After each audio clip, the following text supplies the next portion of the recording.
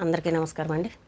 అతుల్ సుభాష్ ఈయన గురించి వారం రోజులుగా అందరూ మాట్లాడుకుంటూ ఉంటున్నారు. అయితే ఆయన భార్య వేధింపులు భరించలేక చనిపోయాడు. విపరీతమైన కేసులు పెట్టి టార్చర్ పెట్టి ఆయన దగ్గర విపరీతమైన డబ్బు గుంజుకొని ఆయన మనశ్శాంతి లేకుండా చేసి మానసిక ఒత్తిడి గురి చేసి అతని బిడ్డను కూడా అతనికి చూపించకుండా వేధించి ఇన్ని టార్చర్లు పెట్టడం వల్ల ఆయన చనిపోయారు, ఆత్మహత్య చేసుకొని. మనందరికీ తెలిసిందే. ఈయన ఒక్కడైనా ఇప్పుడు చనిపోయింది, ఈయన వీడియోనే ఎందుకు ఇంత వైరల్ అయింది, ఈయన గురించి ఎందుకు ఇంతమంది ఈ రోజున మాట్లాడుకుంటున్నారు అని అంటే, నిజంగా ఆయన పగడ్బందీగా చనిపోయే ముందు ఏం చేయాలో కూడా అన్నీ కరెక్ట్గా చేశాడు. ఎందుకంటే ఆయన చేసిన ఆ 1:20 వీడియో ఏదైతే ఉందో అది హిందీలో రిలీజ్ చేశాడు. హిందీ అంటే నేషనల్ లాంగ్వేజ్, అందరికీ అర్థమయ్యే విధంగా.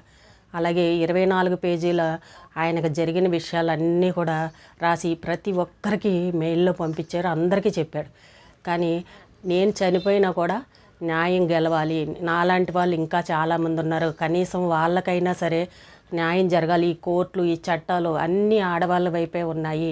కనీసం నాలాగే ఎవరూ బాధపడకూడదు, నాలాగే ఎవరూ కాకూడదు, చాలామంది చనిపోయారన్న బాధతోటి ఆయన భరించలేక ఆత్మహత్య చేసుకున్నారు. చివరికి జడ్జిలు కూడా లంచాలు అడిగారు. ఉన్నారు, నిజంగా అవన్నీ జరుగుతున్నాయి, కాకపోతే బయటకు రావు, కానీ అన్నీ జరుగుతున్నాయి. ఇంకా ఆయనకు విసిగెత్తిపోయింది, మనం ఏం చేసినా మగవాళ్ళకి న్యాయం అనేది జరగట్లేదని. సరే, ఈయన గురించి అందరికీ తెలిసిందే, పక్కన పెడదాం. ఇప్పుడు మిగిలిన మగవాళ్ళ గురించి మామూలుగా జనరల్గా జరిగేది. ఒక ఆయన్ని చూశాను నేను, పాప ఆయన భార్య చనిపోయింది, చూసేవాళ్ళు ఎవరూ లేక, అన్నం పెట్టేవాళ్ళు లేక రెండో పెళ్లి చేసుకున్నాడు. మంచి గవర్నమెంట్ జాబ్, బోల్డ్ అంత ఆస్తుంది ఆయన దగ్గర. ఆ చేసుకున్న భార్య కనీసం 3 నెలలు కూడా ఆయనతో కలిసి ఉండలే. ఎన్ని సినిమాలు చూపించాలో ఆయనకు అన్నీ చూపించింది. డబ్బు డబ్బు డబ్బు, సేమ్ ఇదే స్టోరీ అనమాట. విపరీతంగా డబ్బు లాగాడు. ఈ రోజుకి ఆయన ప్రతీదీ ఆమెకు పెడుతూనే ఉన్నాడు. ఎన్ని కేసులు పెట్టిందంటే ఆయన మీద, ఆ కేసుల దారిని కేసులు నడుస్తూనే ఉంటాయి, ఈయన దగ్గర డబ్బు లాగేస్తూనే ఉంది. వెళ్ళి ఉంటుందా కలిసి అంటే కలిసి ఉండదు, కానీ ఆయన దగ్గర లాగేయాలని చూస్తూ ఉంటుంది. ఇలాంటి వాళ్ళు ఇంకా ఉన్నారు. ఆయన బాధపడుతూ తిరిగి తిరిగి ఆయనకు ఆరోగ్యం బాగోక 60 ఏళ్ళు దాటిపోయి కూడా పాపం బెంగతోటి కేసులకు తిరగలేక, కోర్టుల చుట్టూ తిరగలేక 5 కేసులో ఏమో పెట్టింది ఆవిడ. నిజంగా చూడండి, ఈయన ఒక్కరని కాదు, చాలామంది ఉన్నారు. ఇక్కడ మనం గమనించాల్సిన విషయం ఏంటి అంటే, ఇక్కడ భార్యాభర్తల గొడవలు అంటే అవి సహజంగా అందరిలోనే ఉంటాయి. తిట్టుకుంటారు, కలుసుకుంటారు, కొట్టుకుంటారు, ఇవన్నీ బాగానే ఉంటాయి. కానీ ఆ అమ్మాయి వెనకాల సపోర్ట్ ఇచ్చేది ఎవరు అనేది చూడాలి. అత్తగారు, బావమరిది. చూసారా, ఆ అమ్మాయికి సపోర్ట్గా నిలిచారు, వెనకాల ఉసిగొలుపుతున్నారు ఆ అమ్మాయికి. నువ్వు ఈ కేసు వేయి, ఆ కేసు వేయి, ఈ డబ్బులు అడుగు, ఆ డబ్బులు అడుగు, దీనికి అడుగు, దానికి అడుగు అని చంటి పిల్లాడిని అడ్డం పెట్టుకుని తల్లి ఎంకరేజ్ చేయడం, తమ్ముడు ఎంకరేజ్ చేయడం. ఇంతకుముందు కూడా నేను గతంలో చెప్పాను, ఆడపిల్లల కాపురాలు కూలిపోవడానికి ఆడపిల్లల తల్లులే కారణము అని చెప్పా. చాలామంది చూడండి, ప్రతి విషయం దగ్గినా తుమ్మినా ఏం చేసినా కూడా అత్తగారి ఇంట్లో ఏం జరుగుతుందో ప్రతిదీ అమ్మలకి మోసేస్తూ ఉంటారు, గంటలు గంటలు ఫోన్లు మాట్లాడి. అలా అంటే కొంతమందికి కోపం వచ్చింది. అందరూ కాదమ్మా, కొంతమంది ఉంటారు. బాగున్న కుటుంబాలు ఎంతసేపు మాట్లాడుకున్నా ఆ మనస్తత్వాలు చిచ్చు పెట్టాలని చూడవు, విడగొట్టేయాలని, కూతురు కాపురం కూల్చాలని ఎవరూ చూడరు. మంచి వాళ్ళతో గంట కాదు కదా తెచ్చి ఇంట్లో పెట్టుకున్నా కూడా వాళ్ళ వల్ల ఏమీ హాని కలగదు. కొంతమంది ఉంటారే, వీళ్ళ ఇంట్లో ఏం జరిగిపోతుందో తెలుసుకోవాలన్న ఆరాటంలో ప్రతిరోజు ఇంట్లో ఏం జరిగితే అది మోసేయడం. ఈ అమ్మాయిలకు కూడా పిచ్చి మొహాలు, మా పుట్టింటోళ్ళు మా పుట్టింటోళ్ళు అని. ఇక్కడ ఏది జరిగినా, చిన్న జరిగినా కూడా అసలు ఈ విషయం చెప్పే విషయమా, చెప్పకూడని విషయమా అని కూడా అసలు బుర్రకు, మైండ్కి ఆలోచన ఉండదు. ప్రతిదీ తల్లికి మోసేస్తూ ఉంటారు. ఎక్కువ తల్లుల మాట వినబడుతుంది. చూడండి, మళ్ళీ గమనించండి, మామగారి మాట వినబడదు. పాపం ఆయన దేవుళ్ళు, మనుషులు, ఎందుకంటే తెలుసు వాళ్ళకు కూడా ఆడవాళ్ళ సంగతి ఏంటనేది. వాళ్ళ పేరు ఎక్కడా రాదు. ఎక్కువ వచ్చేదల్లా అత్తగారే, అమ్మాయి తల్లులు. కూతురు కాపురాల్లో దూరిపోయి ఎక్కిచ్చేస్తూ ఉంటారు. అక్కడ ఏదైనా గొడవ జరిగినా నువ్వు ఇలా చెప్పు, నువ్వు ఇలా అను, నువ్వు అలాగాను, నువ్వు ఎందుకు ఊరుకున్నావు, నువ్వు అసలు ఊరుకోకు, వచ్చేయి, లేదంటే డబ్బులు ఇస్తానని చెప్పు, లేదంటే కేసు ఇస్తానని చెప్పు అని లేనివి ఉన్నవి అన్నీ ఈ పిల్లలకి ఉసిగొలుపుతూ ఉంటారనమాట.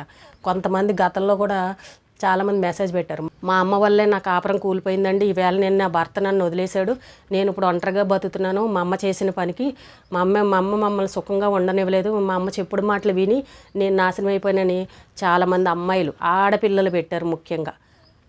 చూడండి, అంటే వీళ్ళకి తెలియక పాపం ఈ పిల్లలు భర్త ఇంట్లో ఏం జరుగుతుందో ప్రతిదీ చెప్పేయడం, వాళ్ళు అక్కడ ఉసిగొలిపేయడం, ఇద్దరి మధ్య గొడవలు పెట్టేయడం, ఎవరన్నా కూతురు కాపురం బాగుండాలని కోరుకుంటారు. వీళ్ళు కలిసి ఉంటే చిన్నది ఉంటే చాలు ఇంకా ఉసుగొలుపుతూ ఉంటారు, నేర్పిస్తూ ఉంటారు కూతుళ్ళకి. సంసారం అన్నాక చిన్న చిన్నవి ఉంటాయి. వాళ్ళు కూడా ఒక కాపురం చేసి వచ్చిన వాళ్ళే కదా. భర్తతో సంసారం చేసి అత్తగారింట్లో అన్నీ చూసుకొని ఈ పిల్లల్ని కన్నీ పెద్ద చేసి పెళ్ళిళ్ళు చేసిన వాళ్ళే కదా, వాళ్ళకి అనుభవం ఉన్న వాళ్ళే కదా. మరి కూతురు కాపురం బాగుండాలని చూసుకోవాలి, కానీ కూతురికి కూడా ఇలాంటివన్నీ ఎక్కించడం ఏంటి? ఇప్పుడు ఈ కేసులో కూడా అంతే. తల్లికి బాగా సపోర్ట్ ఉంది, తమ్ముడు తల్లి దోచే దోచే దోచే అని అన్నట్టు. అందువల్ల పాపం ఈయన ముఖ్యంగా అత్తగారి పేరు కూడా చెప్పాడు అందులో. ఎప్పుడైనా సరే అది గుర్తుపడి నువ్వు ఇంకా చావలేదు ఏంటని అడిగిందంట. అది అత్తగారేనండి. ఎవరికైనా అవమానమే కదా కోర్టు ముందర అత్తగారు నువ్వు ఇంకా చావలేదేంటని మాట్లాడిందని అంటే, నువ్వు చేస్తే నీ ఆస్తి అంతా నా కూతురికే వస్తుందని మాట్లాడిందంట. ఎంత బాధపడే విషయం అండి. ఒక మగాడిని పట్టుకుని, ఒక ఇంటి అల్లుడిని పట్టుకుని అత్తగారు అలా మాట్లాడిందని అంటే ఇంకా అతను ఎందుకు బతకాలి అనుకున్నాడు. అంత డబ్బు పెట్టిన తర్వాత కూడా ఇంకా నేను ఎందుకు బతకాలి, వీళ్ళే నెగ్గుతున్నారు, వీళ్ళకే అంతా ఉంది, నాది ఏమీ లేదు ఇక్కడ, నేనేం చేసినా కూడా అని. చివరికి ఆడది జడ్జి కూడా వాళ్ళు అలా మాట్లాడుతుంటే నవ్విందంట. ఒక ఆడవిడే కదా. అంటే మగవాళ్ళకి ఇంకెక్కడ అయింది, అవమానమే కదా. ఇప్పుడు ముగ్గురు ఆడవాళ్ళ ముందర ఒక మగాడిని అవమానపరిచారంటే అతను ఎందుకు బతకాలి అనుకున్నాడు. కాబట్టి ఎప్పుడైనా సరే తల్లులు ఆడపిల్లలు పెళ్లి చేసేవాళ్ళు అందరూ కాదు, కొంతమంది కూతురు కాపురాల్లో తలకాయలు దూర్చకండి, కూతురు విషయాల్లో గొడవలకు వెళ్ళకండి, వాళ్ళు బాగుండాలని చూడండి. నిజంగా మీ భర్త వేధించేవాడే అనుకోండి, తప్పులేదు, అతని మీద పోరాటం చేయండి, దెబ్బలాడండి, న్యాయంగా నిజాయితీగా వెళ్ళండి, తప్పులేదు. కానీ మంచి వాళ్ళకు కూడా, మంచి వాళ్ళ దేవుళ్ళు అంటే భర్తలను కూడా మీరు కాలదనుకుంటున్నారు. భర్త లేకపోతే వదిలేసిన మనిషి ఆడదాన్ని, భర్తను వదిలేసిన ఆడదాన్ని నలుగురు ఎన్ని రాళ్ళు వేస్తారో తెలుసా బయట? మీకు బతకగలరా? ఇష్టం వచ్చిన మాటలు మాట్లాడతారు. అంటే మీకు ఆ జీవితం బాగుంటుందా, ఈ జీవితం బాగుంటుందా? పక్కన భర్త ఉంటే మీకు గౌరవంగా ఉంటుందా, భర్తను వదిలేస్తే గౌరవంగా ఉంటుందా? చెప్పండి. మీకు ఇష్టం లేదు, సరే మంచివాడు కాదు, వదిలేసేయండి. ఇంకా మన తలరాత అంతే, మన జాతకం అంతే అనుకోండి, విడాకులు ఇచ్చేయండి, ఇంకో పెళ్లి చేసుకోండి, తప్పులేదు. అంతేగాని ఓ పక్కన ఇతని మీద కేసులు పెట్టి సంవత్సరాలు వేధిస్తూ ఇతను సొమ్మంతా తినేస్తూ అతన్ని బాధ పెట్టి మీరు సుఖంగా ఉండేదేంటి, మీరు ఎంజాయ్ చేయడం ఏంటి? అతని డబ్బు తీసుకుని చాలామంది ఆడవాళ్ళు చేసే పని ఇదే. ఇతని దగ్గర మెయింటెనెన్స్లు తీసుకుంటూ ఉంటారు, ఇంకొకరితో తిరుగుతూ ఉంటారు. అంటే ఇతను ఏమైపోవాలి? చూసారా, కర్మ ఎవరిని వదిలిపెట్టదు అంటారు. పాపాలు చేయొద్దు, ఒకరిని ఎప్పుడు బాధ పెట్టద్దు అని చెప్పేసి శాస్త్రాల్లో, పురాణాలు పెద్దవాళ్ళు మనకు ఇప్పటికీ చెప్తూ ఉంటారు. అతన్ని బాధ పెట్టి ఇక్కడ మీరు అతని డబ్బు తినేసి మీరు ఎంజాయ్ చేస్తే అది పాపం అనిపించదా? మీకు నచ్చకపోతే వదిలేయాలి, లేదంటే కలిసి ఉందామని వెళ్ళాలి, కాంప్రమైజ్ అయ్యి. ఏదీ లేకుండా ఆ రకంగా మానసికంగా ఏడిపిస్తే ఇప్పుడు ఒక చావుకు కారణమయ్యారు, ఆ పాపం తగలదా? ఇప్పుడు ఏమైందండి? మొత్తం అటు తల్లి భార్య వెళ్ళింది, తల్లి వెళ్ళింది, తమ్ముడు వెళ్ళాడు, లోపలికి వెళ్ళాడా? కనీసం ఈ కేసు చూసైనా సరే ప్రతి ఒక్కరు తెలుసుకోవాలి. అన్యాయంగా ఏ భర్తల మీద అయితే కేసులు పెట్టిన ఆడవాళ్ళు ఉన్నారో, అమ్మో వీడు ఏదన్నా చేసుకున్నాడంటే నా పేరు ఎక్కడ పెడతాడో, నన్ను తీసుకెళ్ళి ఏ జైల్లో పెడతారో అన్న భయం ఈ కేసు ద్వారాగా ప్రతి ఒక్కరు తెలుసుకోవాలి. భయం అనేది ఉండాలి ఆడవాళ్ళకి. అందరూ కాదు, కొంతమంది ఉన్నారు మొగుడంటే విలువ లేకుండా ఇష్టం వచ్చినట్టు ఆట ఆడిచ్చేవాళ్ళు, కిలాడీ లేడీలు చాలామంది ఉన్నారు. అలాంటి వాళ్ళు నేర్చుకోవాలి, తెలుసుకోవాలి. కేసులు ఉన్నాయి, ఆడవాళ్ళకి ఏదన్నా ఉన్నాయని అనగానే టక్కమని వెళ్తున్నారు, కేసులు పెట్టేస్తున్నారు. పోలీసులు కూడా ఆడవాళ్ళు చెప్పగానే తీసుకుంటున్నారు. అదే మగాడు వెళ్ళి నా భార్య కొట్టింది అని చెప్తే అసలు కేసు పట్టించుకోరు, ఏం పట్టించుకోరు, పంపించేస్తారు. అంటే వాళ్ళ ప్రాణం కాదా, వాళ్ళ మనుషులు కాదా? ఎక్కువగా వచ్చేది భార్యాభర్తల మధ్య గొడవలు వచ్చేది ఈ తల్లులు ఉన్నారు చూసారా వెనకాల, అలాంటి వాళ్ళ కాపురాలు కూలిపోయిన వాళ్ళు చాలామంది ఉన్నారు. ముఖ్యంగా తెలుసుకోండి, తల్లులు ఎవరో కూడా కూతురు జీవితాల్లోకి వెళ్ళకండి. వాళ్ళిద్దరే చూసుకుంటారు. ఏదైనా గొడవ ఉన్నా భార్యాభర్తలు కొట్టుకుంటారు, తిట్టుకుంటారు, మళ్ళీ కలుసుకుంటారు. కానీ ఉసిగొలపకండి, ఇలాగానమ్మా అలాగానమ్మా అని సలహాలు ఇవ్వకండి. ఈ రోజుల్లో పిల్లలందరూ చదువుకున్న వాళ్ళకి ఆలోచన ఉంది ఏం చేయాలనేది.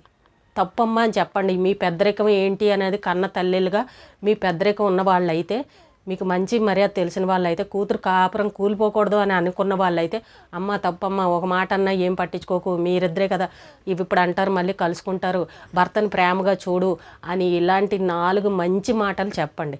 భర్తని ప్రేమగా చూసుకుంటే ఏ భర్త కాలదనుకుంటాడు? ఒక్క మాట చెప్పండి. అంటారు కదా, ఆడ తలుచుకుంటే ఏమన్నా చేయగలదు అని చెప్పుకుంటూ ఉంటాం. మనం పురాణాల దగ్గర నుంచి చెప్పుకుంటారు, ఆడదాని వల్ల ఏదన్నా అవుతుందని. మామూలు ఒక భర్తను మార్చుకోలేరా మీరు? సరే నిజంగా భర్త మంచివాడు కాదు అనుకుందాం, మార్చుకోలేరా? అంటే ఆ సత్తా మీలో లేరా? ఇంత చదువుకున్నారు, ఇన్ని తెలివితేటలున్నాయి, ఇన్ని మాటలు మాట్లాడతారే, భర్తను మార్చుకునే తెలివి మీ దగ్గర లేదా ఆడవాళ్ళ దగ్గర? మార్చుకోండి, ప్రేమగా చూడండి. ప్రేమగా చూస్తే ఏదైనా మన చేతిలోకి వస్తుంది. భర్తను మార్చుకోవడం కూడా అంత కష్టమా మీకు? ఆయనతో కలిసే కదా ఉంటారు. ప్రేమను చూపించండి. ఏదైనా ప్రేమతో ఏదైనా సాధించవచ్చు. ప్రేమగా చూసుకోండి, కడుపు నిండా అన్నం పెట్టండి. ఎందుకు వదిలిపెడతారు మిమ్మల్ని? మీకే ఇస్తారు కదా. మీరు ప్రేమగా చూసుకుంటే ఏ భార్యని ఏ భర్త కాలదు అనుకుంటాడు? ఒక మాట చెప్పండి.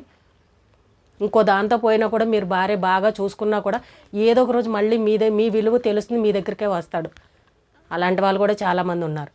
ముందు ప్రేమగా చూడండి, గొడవలు పెట్టుకోకండి. మా అమ్మ చెప్పింది, మా అక్క చెప్పింది, వాళ్ళు చెప్పారని మీ కాపురాలను మీరు కూల్చుకోకండి. ఇప్పుడు ఇతని విషయంలో ఏం జరిగింది? మొత్తం అందరు ఫ్యామిలీ వెళ్ళారు. ఇప్పుడు ఈ కేసు చూసిన తర్వాత ఆడవాళ్ళకు కూడా అర్థమవుతుంది, అమ్మో ఇలాంటివి లేనిపోని కేసులు పెట్టి బాధ పెట్టకూడదు, ఆడ ఏదైనా చేసుకుంటే మన మీదకి వస్తుందని ఒక భయం అనేది ఉండాలి ఖచ్చితంగా. ఆడదానికి ఏదైనా జరిగేసరికి రోడ్ల మీదకి అన్యాయం జరిగిపోయిందని జనాలు పొలోమంటే రోడ్ల మీదకి వస్తారు. పాపం మగవాళ్ళ గురించి ఎవరన్నా మాట్లాడుతున్నారా? ఎవ్వరూ మాట్లాడరు. అర్థం చేసుకోండి, అది మహాపాపం. మీరు ఏ ఆలోచన మనసులో పెట్టుకుని వాళ్ళని ఏడిపించాలని అనుకుంటున్నారో, ఏ డబ్బు కోసమైతే పాకులాడుతున్నారో ఆ డబ్బు మీకు కూడా ఏమీ శాశ్వతంగా రాదు. ఇప్పుడు ఇతని దగ్గర ఇంత డబ్బు తీసుకుని గుంజుకుంది, ఈ అమ్మాయి ఏమన్నా సుఖపడిందా? ఇప్పుడు లోపలికి వెళ్ళింది, చూశారు కదా. ఏమీ ఉండదు. ఈరోజు ఏదో అన్యాయంగా తిని బాగుపడిపోదామని అనుకుంటారు, అది ఎక్కడ నిలబడదు. ప్రాణం పోవడానికి కారణమైన ఆవిడ చూసారా జీవితం ఎలా అయిపోయిందో. కాబట్టి ఎవరూ కూడా భర్తని ఏడిపించకండి, బాధ పెట్టకండి, ప్రేమగా చూసుకోండి. ఏ భర్త మిమ్మల్ని వదిలిపెట్టరు. వాళ్ళు ఏం కోరుకుంటారు? ఇంత భోజనం ప్రేమగా పెడితే ఎవరైనా భార్యను ప్రేమగా చూసుకోండి. చాలామంది మగవాళ్ళు ఉన్నారు, నా భార్య లేక బెంగ పెట్టుకునే వాళ్ళు ఉన్నారు, నా భార్య చాలా మంచిదని పొగిడే వాళ్ళు కూడా ఉన్నారు. మరి ఆ స్థాయికి మీరెందుకు ఎదగలేకపోతున్నారు? ఆ స్థాయికి మీరు ఎందుకు ఎదగలేకపోతున్నారు? వాళ్ళు ఆడవాళ్ళేగా, మనం ఆడవాళ్ళమేగా. ఎందుకు బాగా చూసుకోలేకపోతున్నారు? చూసుకోండి. ముందు భర్తలు ప్రేమగా చూసుకోండి. చెప్పుడు మాటలు విని మీ కాపురాలు కూల్చుకోకండి. ఈ కేసు విషయంలో తెలుసుకోవాల్సింది ముఖ్యంగా ఎవరో కూడా అమ్మాయి తల్లిదండ్రులు అమ్మాయిల విషయాల్లోకి తల దూర్చకండి. చిన్న చిన్న గొడవలుంటే తల దూర్చకండి. వాళ్ళని విడగొట్టాలని చూడకండి. అన్యాయంగా మగవాళ్ళ మీద కేసులు పెట్టకండి. ఆడపిల్లల జీవితాలు నాశనం చేయకండి. అది మహాపాపం కూడా. వాళ్ళకి ఏమన్నా చిన్న గొడవలు ఉంటే సర్ది చెప్పి పంపించండి. లేదు ఇంకా అతను మంచివాడు కాదంటారు, వదిలేసేయండి. వద్దనుకొని వదిలేసుకోండి, విడాకులు ఇచ్చుకోండి. కానీ టార్చర్లు మాత్రం పెట్టకండి. అది లేనిపోని మహాపాపం అన్నమాట. అనుకుంటారు అందరూ ఏదో సాధించేద్దామని, ఏం ఉపయోగం ఉండదు. చివరికి ఇలాగే జరుగుతాయి, జీవితాలు నాశనం అయిపోతాయి.